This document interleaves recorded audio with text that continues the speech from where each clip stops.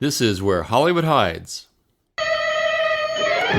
Chicken joke! I'm Mrs. Cleaver. From Television City in Hollywood. Boy, the way Glenn Miller plays.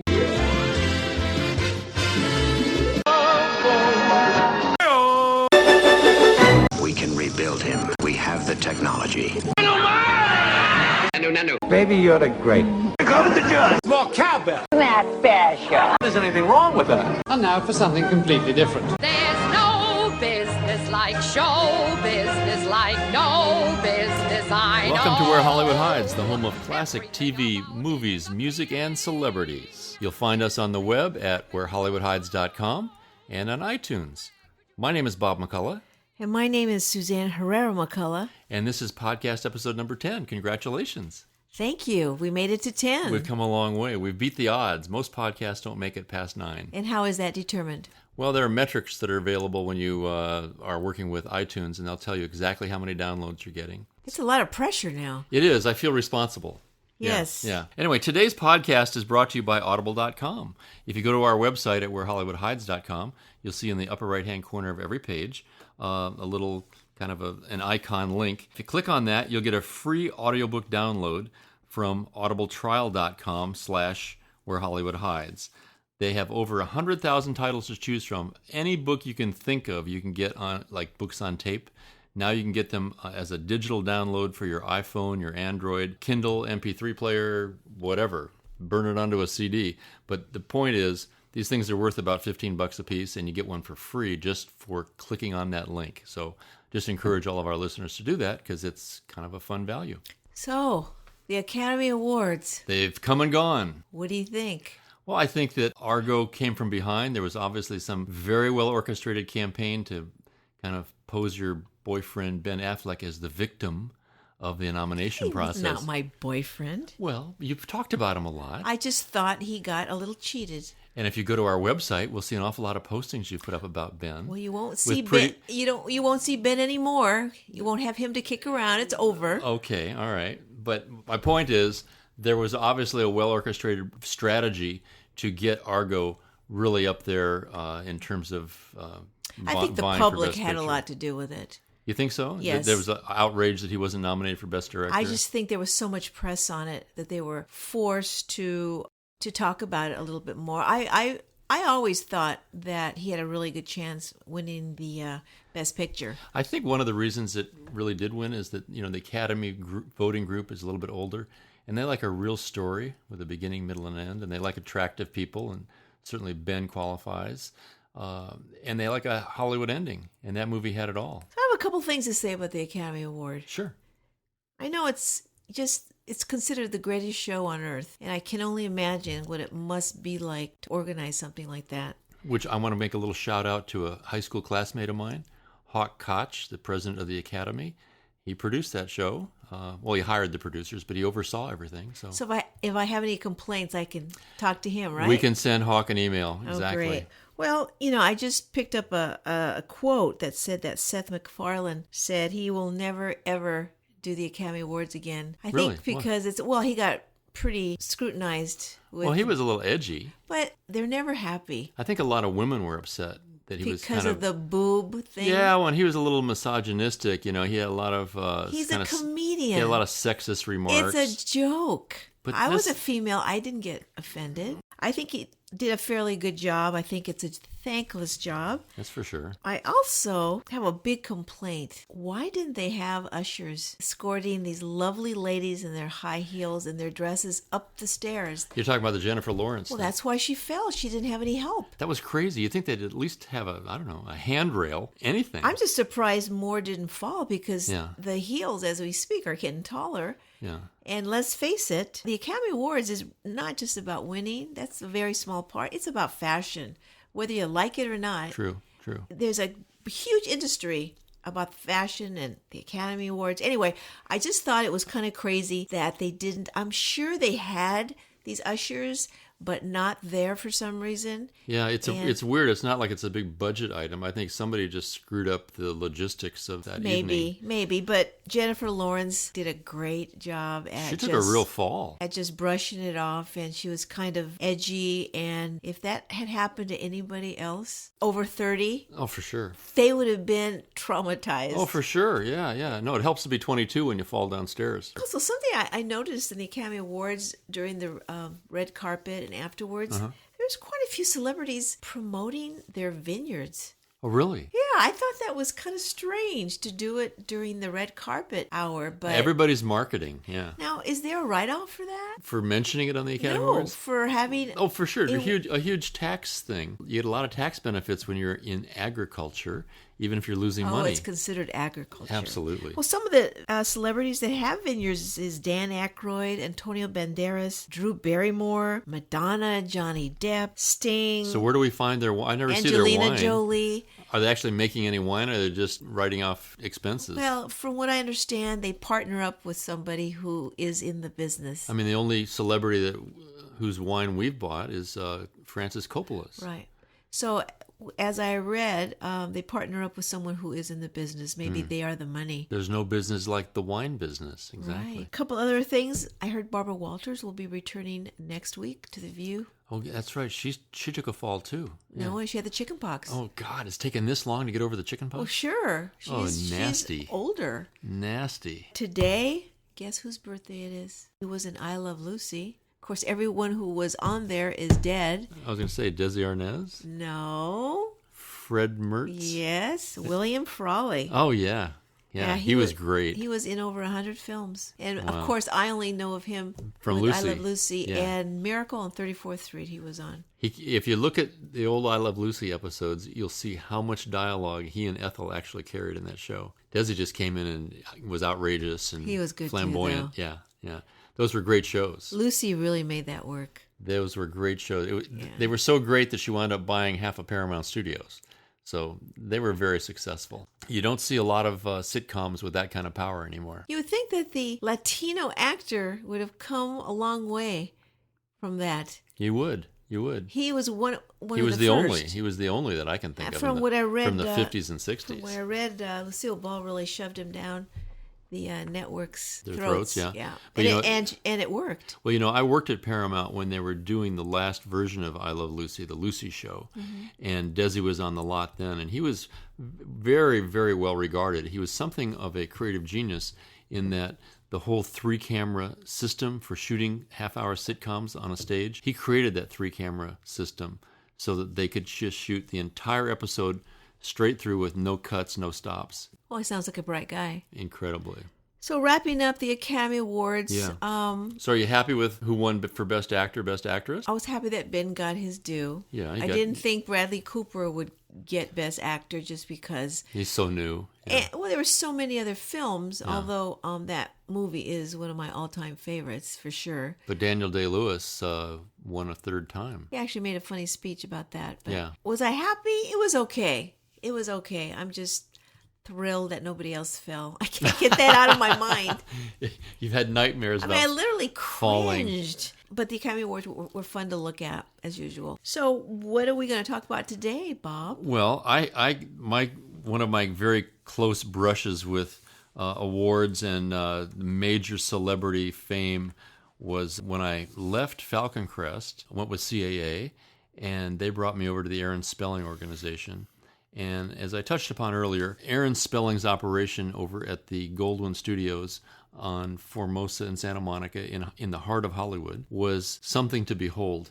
I do remember the very first time I walked into Aaron's office, I couldn't believe it was the size of a couple of tennis courts. One man in an office that size. The thickest carpet, the biggest desks. He had 2 actual living room areas in the office space. There was a large fireplace, and there was the largest aquarium I'd ever seen. I think I described it to you when I came home. I was kind of blown away. You're pretty impressed. It's this huge, it was 6 foot in diameter, a glass hemisphere that stuck out of the wall, and he had the biggest fish in it. So I guess that means he was pretty successful. He was the most powerful producer in Hollywood at the time. He'd come from... Want to name some of the shows? Oh, gosh. Charlie's Angels was the big hit at the time. It's Mod Squad. The Mod Squad was his first, right? The Love Boat. That was huge. I was in a few of those.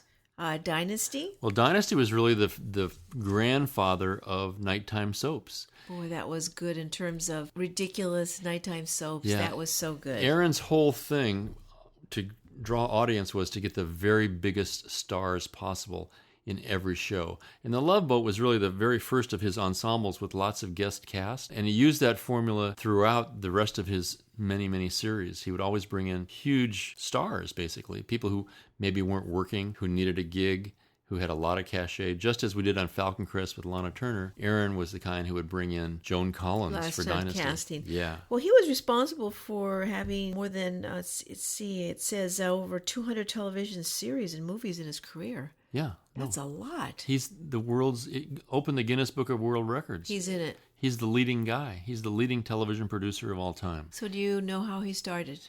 He was an actor. I think he was born and raised in Texas. I'm only recalling this because I remember he actually told me, because I asked him when a second or third meeting I had with him before I ever got hired. I said, "How did you do this?" And he told a story about a kind of a poverty-ridden childhood in Texas. He was very scrawny, picked on a lot, had a lot of psychosomatic issues. I remember him telling a story about himself when he was like 8 or 9 years old. Some bullies picked on him, and he literally could not walk for the next 2 weeks. He was in bed, and his parents thought he had polio. So sad. But he was a very sensitive guy, which may be where his creative side came from. Ultra-sensitive guy, to the point where when he had a show that failed, he would be back in bed for a week. You always said that. Yeah, he literally fell sick if he had any failures of any kind. So he was an actor. Yeah, he was an actor. And then I read that he sold his first script, because he was a writer as well. Yeah, this is really kind of a come-around story. Yeah. To Jane Wyman. To Jane Wyman, yeah. And I had just come off of Jane Wyman's hit series, Falcon Crest, and reported to work at Aaron Spelling, so he had a lot of Jane Wyman stories to share with me, and he felt a lot of gratitude to her, even though the show was hers in name and she wasn't really hiring the writers. But he felt a real connection there. Maybe that's what helped me get me the job, I don't know. Well, he didn't know that before, did he? Yeah, he knew I'd come from her show. Yeah, for sure. I see. For sure. He guest starred in some I Love Lucy shows. Really? Dragnet, yeah. No kidding. I don't ever remember him as an actor, but... Well, he was probably, he probably didn't stand out much. He said he was really typecast. And he was a very small guy, not handsome at all. Right. He said because of his smallness and his bulging eyes, he was cast as perverts and, yeah, right. Yeah. and gamblers. And yeah, he was kind of a mousy-looking man. That's amazing that he went to writing and then he went to producing. A very bright guy. He actually married Carolyn Jones, the actress. Well, he was married 3 times. Yeah, yeah. And he and Carolyn Jones were married for quite a while. I know he always had a great affection for her.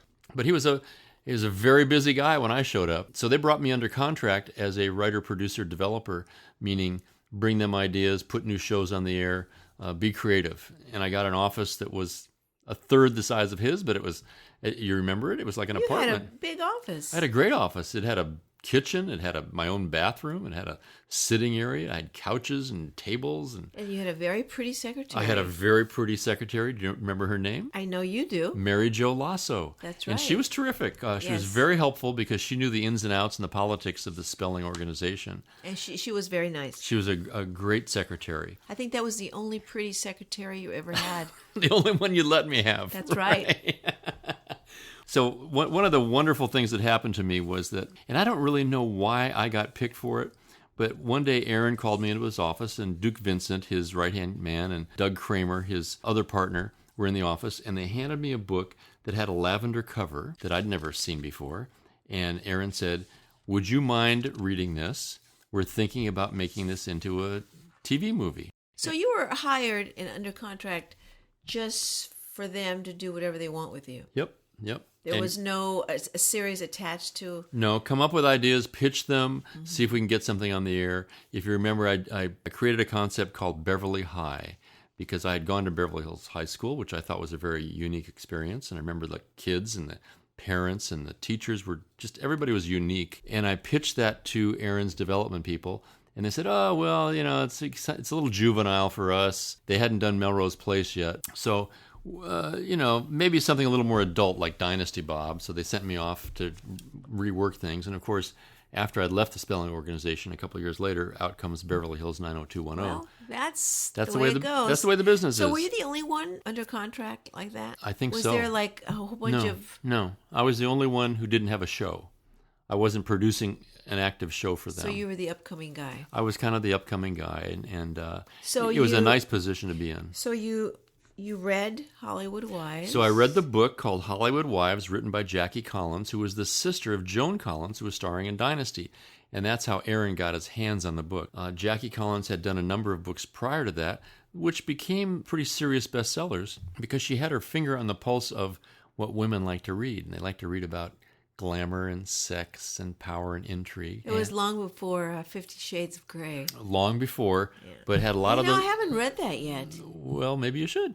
Well, maybe you should get it for me. I think let's go to audible.com and get it as a download. No. You can listen to it while we're driving around. Oh, yeah, right. But anyway, Jackie Collins had written this book, and Aaron said, would you read it and tell me what you think? I read it. It was very compelling, kind of hard to put down sort of a thing. It was a story about the wives of movie stars and producers and directors in Hollywood and how the wives are really the ones who pulled the strings in their husbands' careers. And interwoven with that was the story of a young actor trying to come back from having a short career in pornography and trying to become legitimate, and his evil twin who had been kind of shoved aside back in the Midwest and winds up killing his parents and then traveling back to Hollywood to find his true mother. So that was a little, what's the word? It was a little mechanical plot device, but it kind of drove the story. And so tell me, do you remember the cast?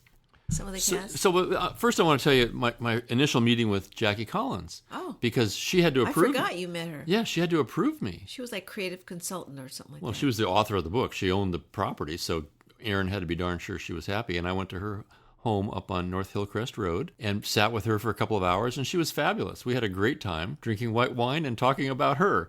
Of course. It was great. It was a lot of fun. You know, she's very active. She has a new book out. Very active. Yeah, but she was just a I don't know, to me, I don't mean this in a sexist way. She was a great gal and very flamboyant and had the Sarah Palin hairdo and the whole 9 yards. So it was a kind of a glamorous environment in every way. And when I got back to the office, Aaron said to me, well, whatever you did the right thing because she loves you and we want you to write the script. So we began talking about the script, and it turned out they wanted a 5-hour miniseries out of this one book. Very unusual. But because of the nature of the property and Aaron's leverage, he convinced the network into giving him a 5-hour commitment. That's a lot of writing. It's a lot of writing, but there were a lot of characters in the book. So who'd you cast? Well, ultimately, they cast people like Candice Bergen, Joanna Cassidy, Mary Crosby, who was very hot at the time, Angie Dickinson, one of the perennial favorites from the 60s, Steve Forrest, who was kind of a big deal at the time, Roddy McDowall was in it, and Stephanie Powers, who was considered the miniseries queen. And the young Suzanne Summers was cast in the show, as well as old-timers like Robert Stack, as I mentioned, Steve Forrest. And the man they chose to produce the show, to get this kind of a cast, was somebody who was very, very well known at the time, Howard W. Koch. And he had been a Hollywood staple for years. And it's his son, Hawk Koch, who just was involved in last week's Academy Awards. So having grown up in Beverly Hills, I knew Howard Koch a little bit because his son and I went to high school together. And when I walked in the room, it was like old home week. And the fascinating thing was, for me, his offices were back on the Paramount lot where I had started with Mission Impossible and Mannix. And he sat in the office once occupied by Al Ruddy, who had produced The Godfather. Oh. And it was a very distinctive office. Unlike Spelling's, it wasn't huge, but it was actually a large conference room, and he had a large conference room table in the office with a dozen chairs sitting around it. It was like we're always going to have a fancy dinner. I spent probably a month with Howard going through the script line by line once it was written, and we talked about casting. And I said, this particular character would be great for somebody like, if we could ever get Rod Steiger to be great. That afternoon, Rod Steiger walks in the office because Howard Koch picked up the phone and called him. So I got to sit with... That's Hollywood power. Yeah, and Rod Steiger had won the Academy Award for In the Heat of the Night. I mean, these are powerful, powerful actors. And kind of an unknown Welsh actor at the time, nobody had really heard of. And Howard said, you got to meet this guy. I think he'd be great to play the part of the director. That was Anthony Hopkins, who today he's Sir Anthony Hopkins. Right. So we had people like that on the show.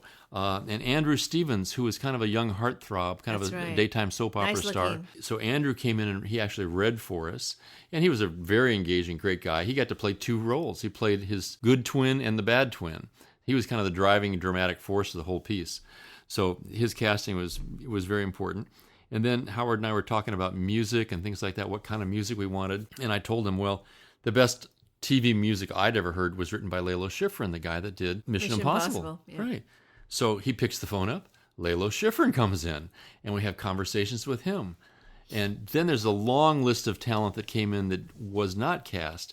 People like Engelbert Humperdinck. Did Tom Jones ever come in? Tom Jones. That was my mother's favorite. Oh, my goodness. We had a conference call on a speakerphone with Tom Jones. Love his accent. And you name them, they came in that office for the 2-month period, and that must have been fun. It was crazy. We had I swear to God, everybody but Elvis Presley came through that office, and he was dead. But it was a lot of fun and a great experience for me as a kind of a young writer producer to have that kind of entree to these phenomenal talents. So I remember we bought our house in Santa Barbara, and it was rather empty, and you started writing. Yeah. It was a kind of a long process. I mean, 5 hours you don't write in 5 weeks. It took me about 2.5 months, day and night. I just remember you never looked up.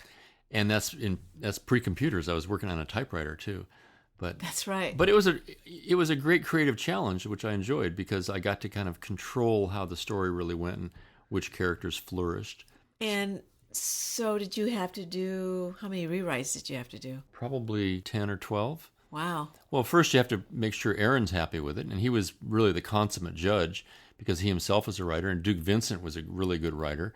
So when they gave me notes, I took them to heart and implemented most of them. Then we, of course, in those days, the network had a lot of say about what went into a script and standards and practices, and we're dealing with sexy stuff going on here.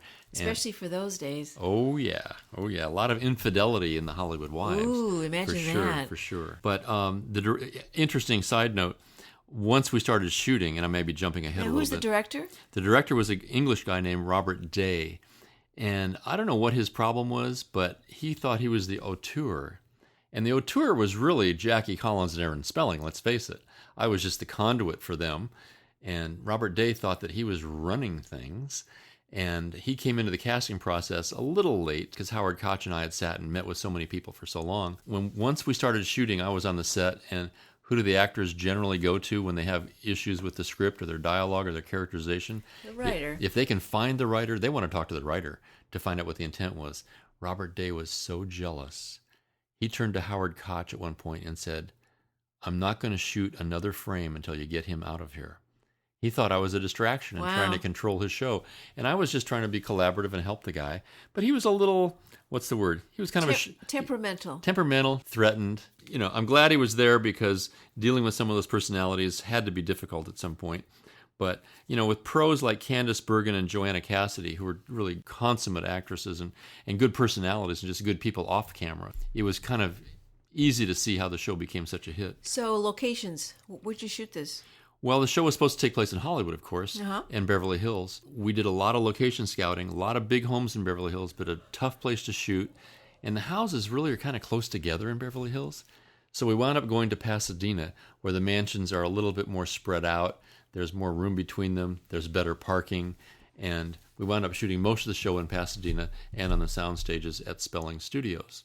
And they built some magnificent sets. The ballrooms and the interior of these homes was a big, big deal. At the end of the day, the miniseries was a 3-parter. It became the most watched television serialized show in history and really outranked Dynasty at the time. They were actually considering making a weekly series out of the show, but they discovered that the cast was not going to return for the same money. Suddenly, everybody wanted more money.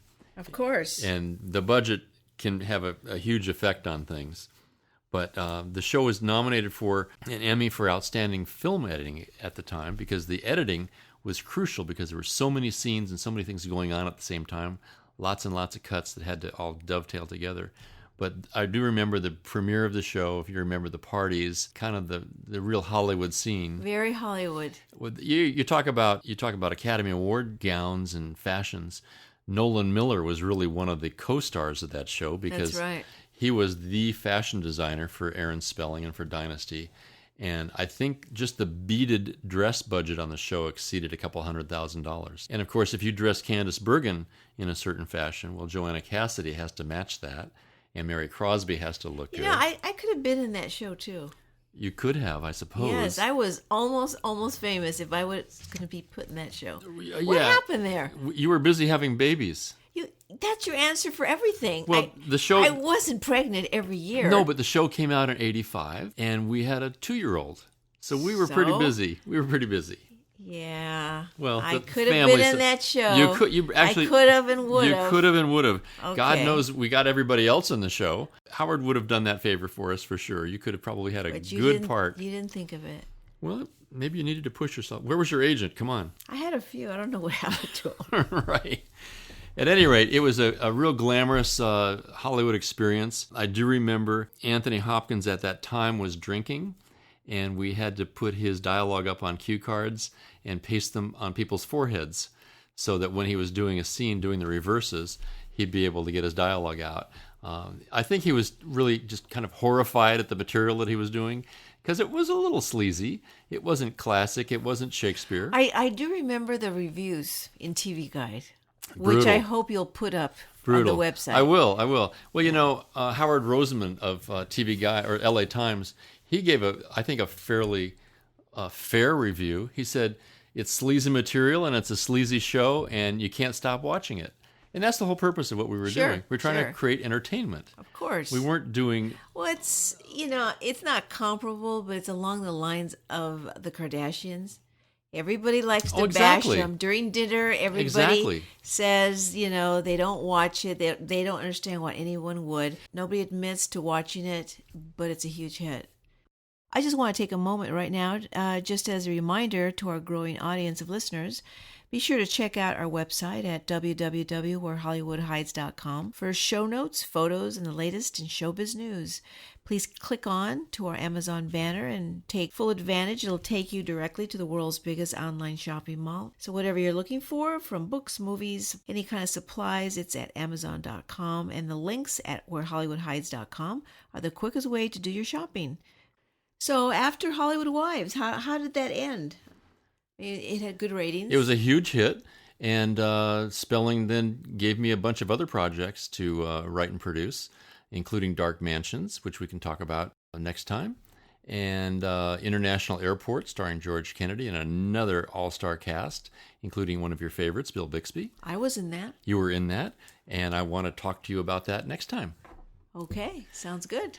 So for now, wrapping up episode 10 of Where Hollywood Hides. This is Suzanne Herrera-McCullough. And Bob McCullough, reminding everyone to go to our website at wherehollywoodhides.com, where you'll find all kinds of show notes and links to great photos and news headlines, as well as classic notes that deal with the then and now of all things showbiz. And while you're there, click on any image or Amazon link for the best deals on the internet, whether you're looking for the Hollywood Wives DVD set or any number of celebrity collectibles or anything else for that matter. So until next time, as they say in Hollywood, ciao. You have no way of knowing who'll be good. Maybe you'll be another Papa Dion. Your name is Neon. If you get lucky, you could. Yes, buddy, you'll arrive if you can top his 5. Hooray for Hollywood.